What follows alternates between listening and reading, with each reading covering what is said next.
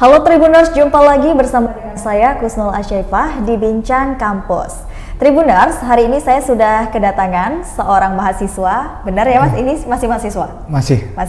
Nah, ini adalah dari suatu organisasi IMM, Iya. Ikatan Mahasiswa Muhammadiyah. Dan hari ini kita akan mengulik-ngulik tentang seputar IMM ini apa, dan juga mungkin kita akan membahas isu yang sedang eksklusif hari ini seputar dengan kenaikan BBM dan juga yang baru-baru ini dilakukan oleh mahasiswa seluruh Lampung mungkin ya, mendemonstrasi kenaikan BBM ini gitu. Oke, saya di sini berbicara dengan Mas Tahta. Nah, Mas Tahta bisa jelasin nggak sih kesibukannya dan juga kedudukannya di IMM ini sebagai apa? Oke. Sebelumnya izin, kalau saya Muhammad Tahta Yakub SH, kalau sekarang kesibukannya diamanahkan jadi Ketua Umum PC IMM Bandar Lampung dan juga lagi melanjutkan studinya di Magister Hukum Universitas Bandar Lampung. Oke. Gitu. Oke. Nah, IMM ini sendiri organisasi apa sih, Mas? Kalau IMM itu merupakan Ikatan Mahasiswa Muhammadiyah yang di bawah naungan dari Muhammadiyah itu sendiri, Mbak. Gitu. Kalau memang di Bandar Lampung sekarang Ikatan Mahasiswa Muhammadiyah ini sudah tersebar di 15 komisariat yang dimana tersebar di Universitas Lampung, Universitas Islam Negeri Raden Intan Lampung, habis itu dari Universitas Bandar Lampung, ada juga dari ITERA dan juga dari Universitas Muhammadiyah Lampung gitu. Yang insya Allah juga dalam tahun ini akan menambah lagi komisariatnya, yaitu Sang Bumi Roy Jurai, yaitu gabungan, Mbak. Gabungan, itu gabungannya maksudnya seperti apa?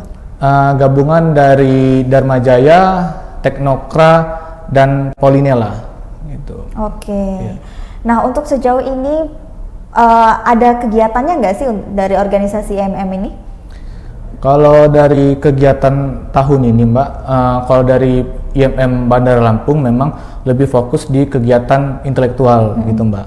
Nah, dan pertama memang kalau dari IMM itu ada beberapa kegiatan-kegiatan yang kita utamakan, yaitu pertama ada kegiatan podcast, yang kedua ada memang kita juga ada media juga, Mbak, lagi kecil-kecil ngerintis, Mbak. Habis itu ketiga ada pelatihan paralegal, dan keempat ada Liga Ilmiah Mahasiswa Muhammadiyah, dan masih banyak lagi, Mbak. Karena memang fokus saat ini adalah intelektual gitu, Mbak, kegiatannya. Gitu. Liga apa tadi? Liga Ilmiah Mahasiswa Muhammadiyah. Gitu. Nah, bisa jelasin nggak itu apa tuh, Mas? Bidangnya, bergeraknya, ngapain gitu? Kalau dari Liga Ilmiah Mahasiswa Muhammadiyah itu perlombaan, Mbak, yang diinisiasi oleh bidang riset dan pengembangan keilmuan gitu, Mbak, di PCIM Bandar Lampung. Di situ memang ada pelatihan dan ada perlombaan karya tulis ilmiah tingkat nasional gitu, Mbak. Oke. Gitu. Dan sekarang masih berjalan kegiatan itu?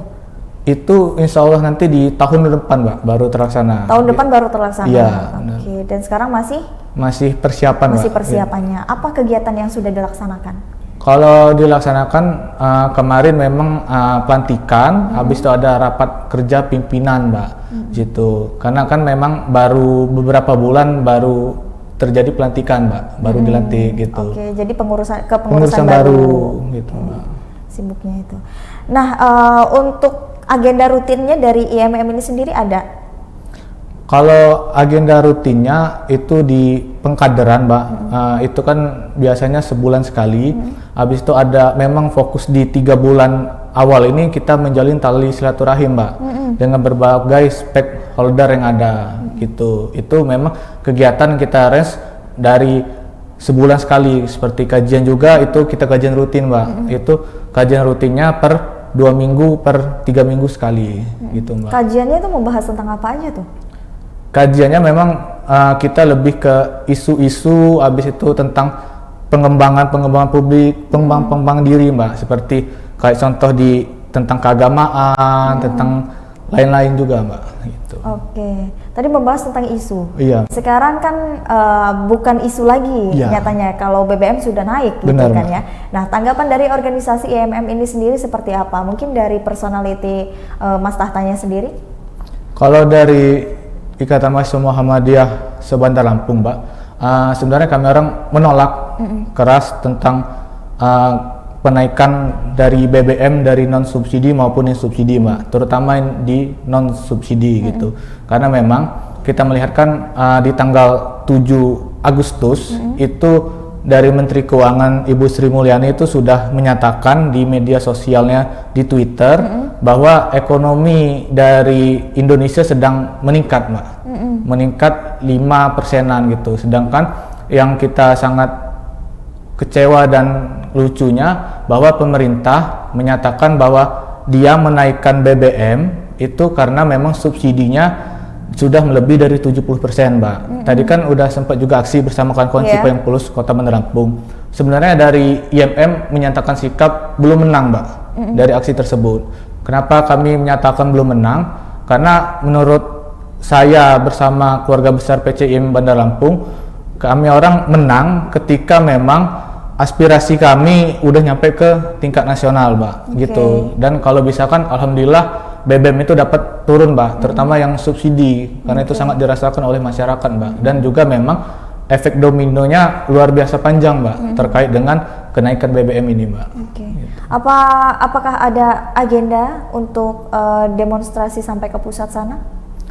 Kalau demonstrasi Mbak, ini kan di awal Kota Bandar Lampung Mbak, PCIM Kota Bandar Lampung, dan di hari Jumat itu juga DPP Ikatan Mahasiswa Muhammadiyah akan melaksanakan aksi juga Mbak, tapi di Jakarta, gitu Mbak. Karena kan kami juga pasti tetap mengawal. Kalau dari gerakan khusus dari PCIMM Kota Bandar Lampung itu ada gerakan memasifkan gerakan media 7 hari secara penuh Mbak, karena memang kan melihat setelah 17 hari HUT kemerdekaan Indonesia di HUT kemerdekaan Indonesia ke-77 Mbak. Jadi serba cocokologi lah Mbak, serba angka 7 gitu Mbak.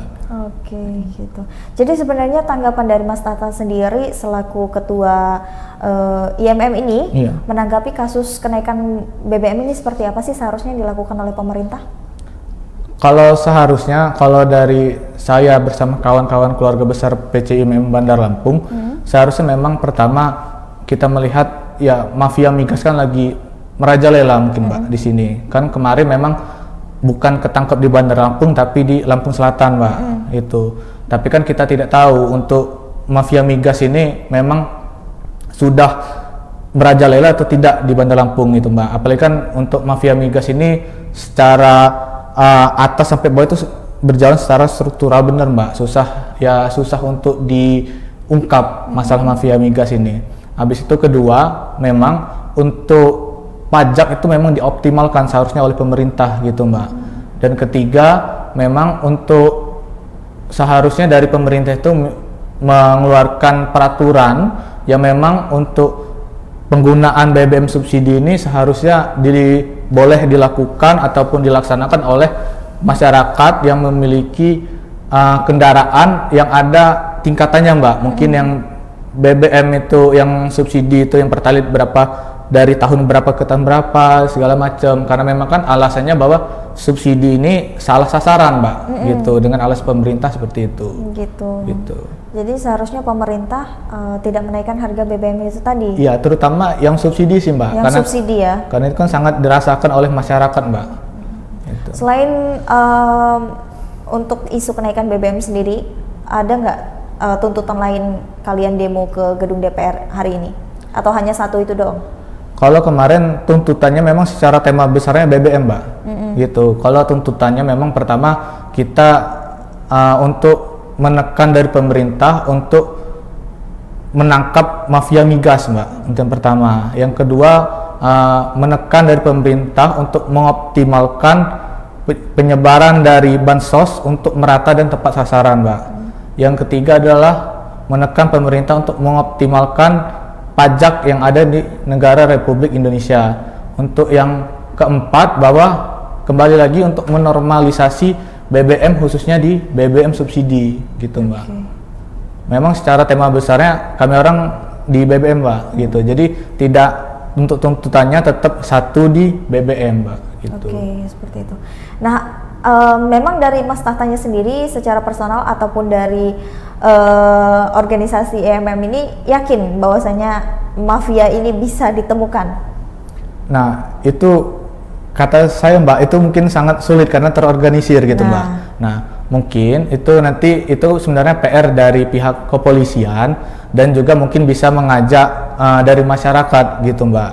Makanya saya mengajarkan kepada adik-adik dan kader-kader yang ada di IMM Sekota Bandar Lampung ini, kalau bisa kita jangan mengkritik saja Mbak. Kalau bisa kan kita ajak kolaborasi dari pihak kepolisian dan lain-lain memang untuk memberantas dari mafia tersebut Mbak. Karena ya jangan sampai ada paradigma kayak di wilayah-wilayah lain Mbak, bahwa polisian dan mahasiswa ada jarak gitu Mbak. Karena ya alhamdulillah tadi kegiatan tadi itu tidak berjalan dengan ricuh Mbak, karena ada kerjasama bahwa kesadaran juga dari mahasiswa bahwa kita jangan sampai kegiatan kita rusuh gitu Mbak. Oke. Tapi tadi berarti sudah demo? Udah demo Mbak. Seberapa banyak yang terlibat? Kalau secara seluruhan itu kurang lebih ada ratusan Mbak. Gitu. Dari IMM menurunkan 60 masa Mbak, kurang lebih Mbak. Gitu. Tapi kalau untuk hari ini berarti seluruh mahasiswa di Lampung ya demonya? Sekota Bandar Lampung. Sekota Bandar Lampung. Iya. Sekota Bandar Lampung. Iya Mbak. Itu tertujunya ke gedung DPRD kota. Kota? Iya. Provinsi juga atau kota saja? Karena kan kami orang tahapannya di kota Mbak. Di kota dulu. Jadi mungkin demonya di kota, karena kan mungkin kalau untuk di provinsi kan ada strata yang lebih atas lagi Mbak. Kami orang ada Dewan Pimpinan Wilayah Mbak. Gitu. DPD, pimpinan daerah deh Mbak. Dewan Pimpinan Daerah IMM Provinsi Lampung. Itu nanti memang yang tugasnya lebih ke provinsi Mbak. Kalau dari pengurus cabang IMM Kota Bandar Lampung itu lebih ke Kota Bandar Lampung Mbak. Gitu. Makanya tadi bersama kawan-kawan Cipayung Plus ada kami, ada GMKI, ada PMKRI, memang kami orang titik aksinya di DPRD Kota. DPRD Kota. Iya. Berarti sudah melangsungkan ya? Udah Mbak tadi. Nah, ada tidak tanggapan ataupun hasil yang didapat dari setelah demo ini? Kalau dari hasilnya Mbak, itu tadi disampaikan oleh Ketua DPRD Kota Bandar Lampung yaitu Pak Wiyadi, bahwa aspirasi dari Cipayung Plus Kota Bandar Lampung ataupun OKP Kota Bandar Lampung akan disampaikan dari tahap provinsi dan tahap nasional Mbak, dalam waktu sampai dengan hari Selasa gitu Mbak. Makanya tadi saya sempat menyinggung bahwa aksi tadi belum menang Mbak. Belum menang dan belum berhasil belum ya? Berhasil gitu Mbak. Karena memang dari IMM sendiri dan mungkin seluruh mahasiswa di Lampung ini beranggapan bahwasanya kita bisa menang jikalau memang aspirasinya sudah sampai dan memang benar-benar bisa diturunkan. Iya gitu. Mbak, gitu. Okay. Ada opsi lain nggak selain demo ataupun untuk bisa tetap kekeh menurunkan harga BBM ini? Kalau dari IMM itu kamera sebenarnya ada gerakan khusus tadi Mbak. Itu kan memasifkan gerakan di media Mbak selama 7 hari. Itu kamera di opini dan juga ada pamflet, ada bikin video Mbak. Gitu. Sebagai penolakan dari PC IMM Bandar Lampung gitu Mbak. Gitu. Itu bentuknya seperti apa? Seruan untuk menolak ya? Iya, seruan menolak Mbak. Karena memang kan fokus dari IMM periode tahun ini adalah intelektual Mbak. Makanya di situ kita bikin opini yang membangun tentang kritik bahwa memang PC IMM Bandar Lampung itu bersama rakyat bahwa menolak dari kenaikan BBM. Selain opini itu ada video, adapun pamflet Mbak gitu sebagai bentuk dari penolakan dari PC IMM Bandar Lampung. Tadi juga sebenarnya sudah ngomong juga statement di saat audiensi bersama DPRD Kota Bandar Lampung bahwa kalau misalkan aspirasi ini tidak sampai dengan tingkat nasional bahwa kemungkinan IMM akan kembali aksi besar-besaran Mbak. Oke, gitu. Jadi memang kalau tidak di di ACC aspirasi ini, jadi akan ada demo susulan lagi yang lebih besar. Iya Mbak. Gitu. Karena tadi memang kami orang demo tidak secara menyeluruh turun Mbak gitu. Tapi kalau memang aspirasi ini dan tidak ada tindak lanjut oleh DPRD Kota Bandar Lampung, maka kami PC IMM Bandar Lampung akan aksi lebih besar lagi Mbak masanya. Gitu. Selain demo nih Mas gitu. Ada cara lain nggak? Atau mungkin berdiskusi bersama dengan anggota dewan gitu untuk terkait lanjutan dari BBM ini seperti apa gitu? Itu sudah pernah dilakukan atau belum? Kalau untuk diskusi itu belum dilakukan Mbak. Kalau insya Allah itu dalam waktu dekat juga kita dari PCI Bandar Lampung insya Allah akan mengundang pihak kepolisian dan pihak DPRD Kota Mbak untuk memang sebagai menindaklanjuti dari tuntutan kami gitu Mbak dengan isu-isu dari BBM, karena kan kita ketahui harusnya kan memang kita diskusi itu kalau bisa kan nanti beda pandangan Mbak gitu, ada dari pihak kepolisian, ada pihak pemerintahan, dan ada dari pihak mahasiswa juga di situ Mbak gitu. Jadi harapannya sebenarnya yang diinginkan oleh IMM ini kepada anggota DPRD ini apa sih? Kalau yang kami harapkan itu sebenarnya pertama aspirasi kami terkait BBM ini sampai Mbak dengan tingkat nasional, jangan sampai seperti aksi-aksi sebelumnya aspirasi kami orang tidak tahu sampai mana gitu Mbak. Kedua, memang kalau bisa dari pihak DPRD Kota Bandar Lampung membuka komunikasi Mbak terhadap mahasiswa, jangan hanya ketika ada momentum isu-isu yang ada ataupun momentum aksi baru dari pihak DPRD Kota Bandar Lampung baru mengajak mahasiswa untuk diskusi gitu Mbak. Oke. Jadi harapannya memang ada diskusi keterbukaan ya? Iya Mbak, gitu. Komunikasi gitu Mbak. Memang sampai sejauh ini belum ada? Belum ada Mbak. Kemarin juga kan sebenarnya kami pernah mengadakan diskusi publik dengan OKP Cipayung Plus Kota Bandar Lampung itu di Warung Diggers. Kalau tidak salah 2 bulan atau sebulan yang lalu Mbak, itu kan sebenarnya mengangkat isu tentang lingkungan hidup gitu dari DPRD Kota Bandar Lampung yang diwakili oleh dari fraksi PKS itu bilang bahwa nanti OKP Cipayung Plus akan diajak diskusi ke kantor DPRD Kota Bandar Lampung gitu Mbak.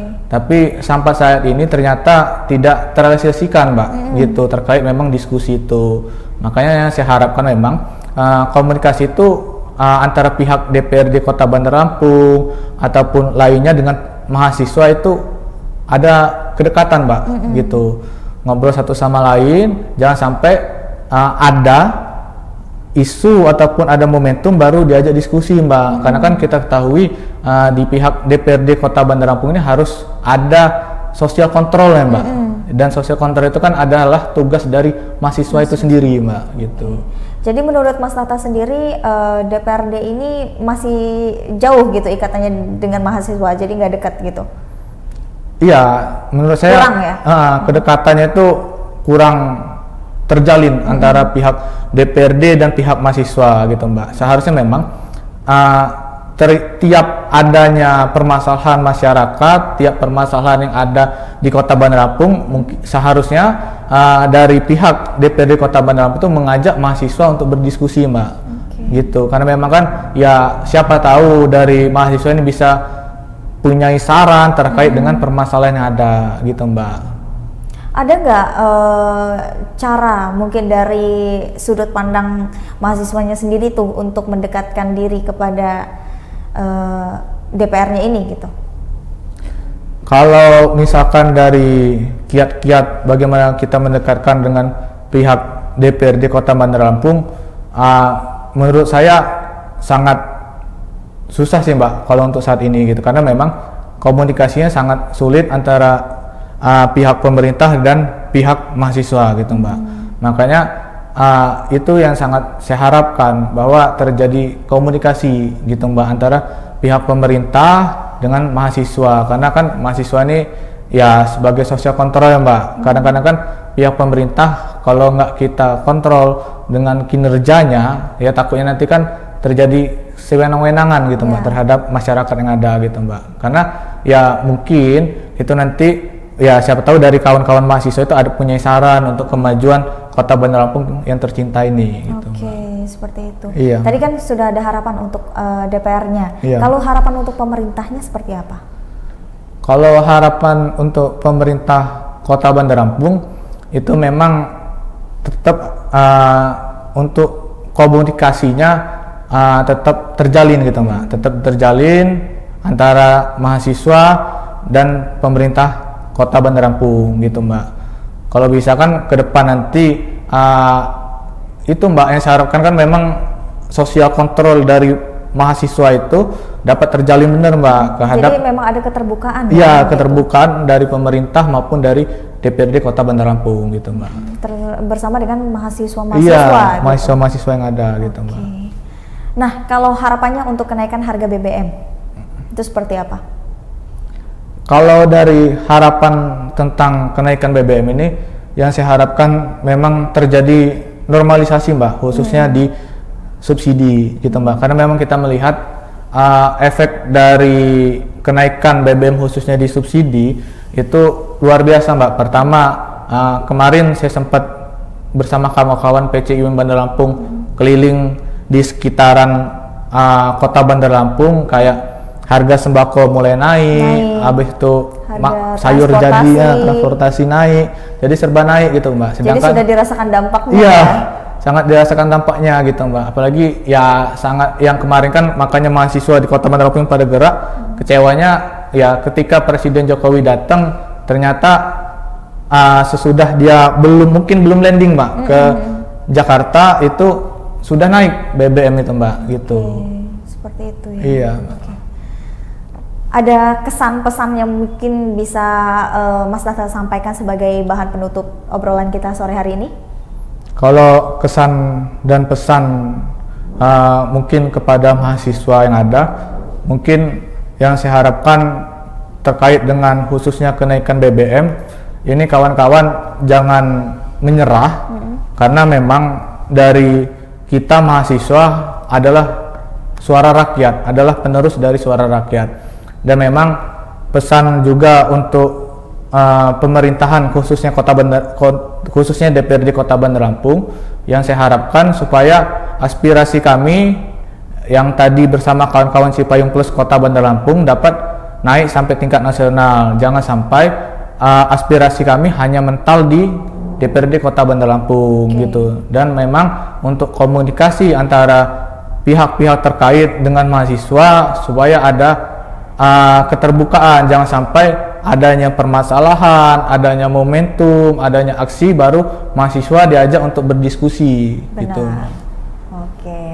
Nah, itulah tadi Tribuners, kita sudah berdiskusi kurang lebih selama 20-30 menit ini bersama dengan Mas Tahta ya, selaku dari Ketua IPC IMM Kota Bandar Lampung. Tribuners, jangan lupa saksikan video selengkapnya dan nonton di YouTube Tribun Lampung News Video, karena kita akan terus menyajikan informasi-informasi seputar tentang bincang kampus, tentunya dengan narasumber yang pastinya berbeda juga. Terima kasih Tribuners sudah menyaksikan, sampai jumpa. Wassalamualaikum warahmatullahi wabarakatuh. Waalaikumsalam.